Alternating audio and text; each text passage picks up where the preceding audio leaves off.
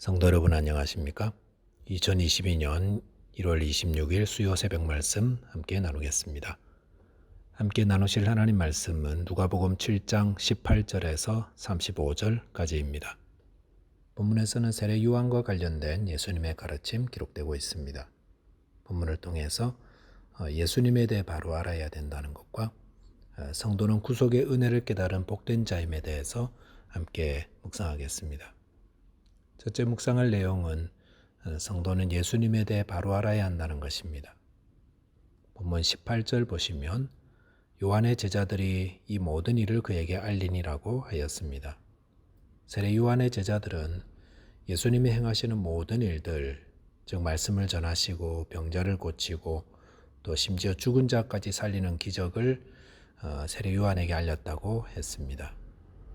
그러자 본문 19절에서 요한이 그 제자 중 둘을 불러 주께 보내어 이르되 오실 그이가 당신이 오니까 우리가 다른 일을 기다리오리까 하라 하매라고 하였습니다. 예수님이 행하신 일을 들은 세례 요한은 그의 제자 둘을 불러서 예수님께 보내면서 당신이 오실 그분 즉 메시아이십니까? 라고 묻게 하였습니다. 근데 세례 요한이 누굽니까? 그는 예수님의 길을 준비하러 보냄을 받은 자요. 예수님 사역 초기에 예수님을 가리켜 세상을 죄를 지고 가는 하나님의 어린 양이로다 라고 하면서 그는 흥하여야 하겠고 나는 망하여야 하겠다 이렇게 말한 분입니다. 그런데 그런 세례 요한이 본문에서는 예수님이 과연 메시아일까 하는 질문을 던지고 있습니다. 세례 요한이 이렇게 생각했던 것은 아마도 그가 예수님을 정치적 메시아로 이해하고 있었기 때문이 아닌가라고 생각할 수 있습니다. 그래서 세례 요한이 생각하기로 메시아로 오신 예수님은 로마 정부를 물리치고 또 감옥에 갇힌 자신을 구해줘야 한다는 기대를 가지고 있었다는 겁니다. 그러나 그런 기대에 부응하지 못하는 모습 때문에 그는 예수님에 대해 의심하였다라고 할 수 있습니다. 그런 세례 요한에게 예수님 뭐라고 답해 주셨습니까? 22절에 보시면 예수께서 대답하여 이르시되 너희가 가서 보고 들은 것을 요한에게 알리되 맹인이 보며 못 걷는 사람이 걸으며 나병 환자가 깨끗함을 받으며 귀먹은 사람이 들으며 죽은 자가 살아나며 가난한 자에게 복음이 전파된다 하라 라고 하였습니다. 이것은 이사야 35장과 이사야 61장에 기록된 메시아에 대한 말씀입니다. 즉 예수님은 세례 요한의 제자들에게 성경에 기록된 메시아의 말씀을 들려주면서 예수님이 성경에 약속된 메시아임을 확증시켜 주셨던 것입니다. 본문을 보면서 우리가 배우는 교훈이 있습니다. 그것은 예수님에 대해 바로 알지 못하면 예수님에 대해 의심하고 또 배척하게 된다는 것입니다. 유대인들이 예수님을 거부한 이유 역시 메시아를 정치적 지도자로 오해하고 있었기 때문이었습니다. 그들은 메시아가 오시면 로마 군대를 물리치고 이스라엘 왕국을 새롭게 할 거라고 기대하고 있었는데 그런 시각으로 보니까 예수님은 무기력하기 그지없는 분이었던 것이었습니다. 우리가 예수님에 대해 바로 알기 위해 늘 성경을 가까이 하고 배워야 하는 이유가 여기 있습니다. 예수님은 누가복음 6장 22절에서 인자로 말미암아 사람들이 너희를 미워하며 멀리하고 욕하고 너희 이름을 악하다 하여 버릴 때는 너희에게 복이 있도다라고 했습니다. 우리는 예수 믿으면 모든 게 형통해지고 아무런 고난도 핍박도 없는 것을 최고의 복으로 여기고 그걸 또 사모합니다. 그런데 예수님 믿고 예수 믿는다는 이유로 고난이 오고 핍박이 오고 손해가 임하고 막 그러면 핍박이 일어날 때 많은 사람들이 왜 예수 믿는데 이렇게 어려움이 있느냐 의심하고 낙심하며 믿음을 떠날 수도 있다는 것입니다. 이것은 예수님과 그분의 가르침을 잘 몰라서 생기는 오해입니다.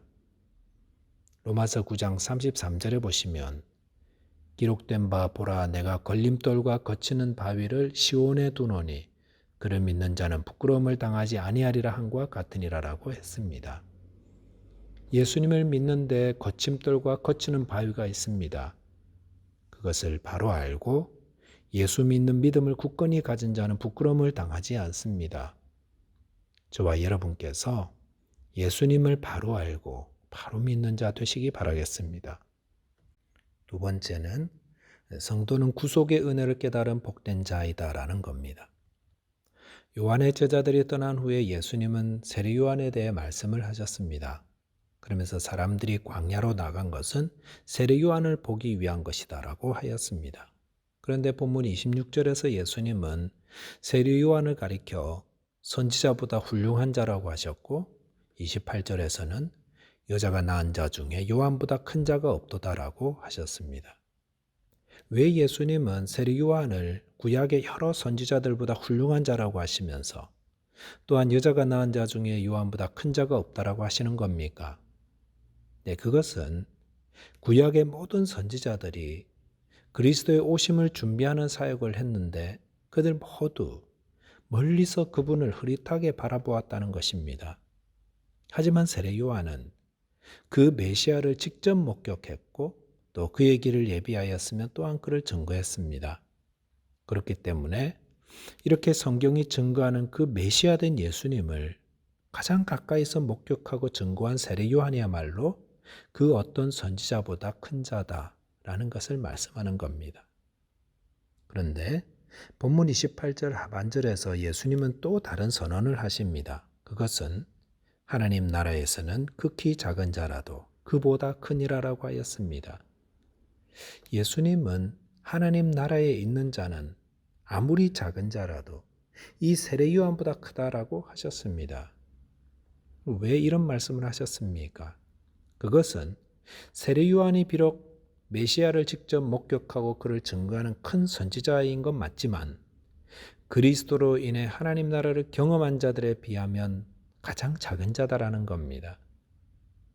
세례 요한은 예수 그리스도께서 십자가 사역을 통해 온 인류의 죄를 사하신 것을 알지 못했습니다. 또한 3일 만에 부활하시고 승천하셔서 만왕의 왕으로 등극하신 것도 알지 못했습니다. 또한 오순절에 성령을 보내어 구원의 능력을 베푸시는 것도 경험하지 못했습니다. 거기에 비해 신약의 성도들은 어떻습니까? 그들은 세례 요한이 경험하지 못한 구속의 은혜를 경험한 자들입니다. 그리고 하나님의 계시의 비밀을 밝히 알게 된 자들입니다. 즉 하나님께서 그의 백성을 구원하시기 위해 메시아를 보내신다는 것이 성육하신 예수 그리스도로 통해 이루어진다는 것, 그리고 성령을 보내주셔서 그 일을 이루어 가신다는 사실, 아는 자들이 신약의 성도들이라는 것입니다.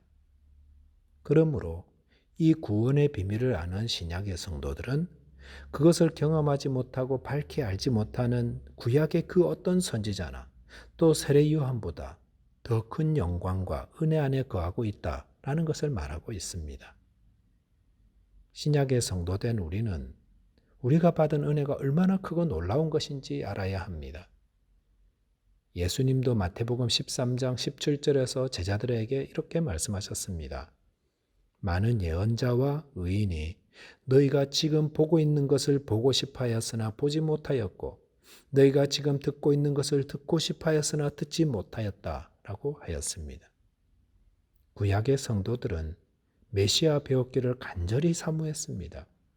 또한 그분에게서 하나님의 나라와 그 가르침 듣는 것을 정말로 고대했었습니다. 하지만 그들은 그 소망하는 바를 보지 못하고 듣지 못했습니다. 거기에 비해 신약의 성도들은 그 모든 것을 듣고 배우고 경험하였습니다. 그러니 신약의 성도들은 얼마나 복되고 영광스러운가 이것을 말씀하고 있는 것입니다. 신약의 성도된 저와 여러분은 참으로 하나님의 은혜를 받은 자들입니다. 우리가 듣고 배우는 이 복음의 말씀을 듣고 있다는 것만으로도 우리는 참으로 복된 자들입니다.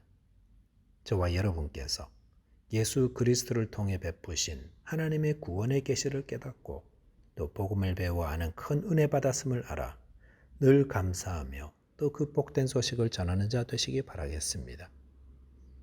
말씀을 정리하겠습니다. 성도는 성경을 통해 예수 그리스도에 대해 바로 알고 바른 믿음을 가져야 합니다. 또한 신약의 성도들은 그리스도를 통해 주시는 구속의 계시를 아는 복된 자들임을 알아서 늘 감사하며 또 복음을 전하는 자 되어야 하겠습니다. 기도하겠습니다. 하나님 아버지, 저희에게 성경을 통해 예수 그리스도를 바로 알고 바로 믿는 믿음을 주옵소서. 또한 그리스도를 통한 구속의 계시를 깨닫게 해 주셨사오니 그 은혜를 감사하며 또 이 복음을 전하게 하여 주옵소서. 예수 그리스도 이름 의지하여 기도하옵나이다. 아멘. 오늘도 믿음으로 승리하는 하루 되시기 바라겠습니다. 감사합니다.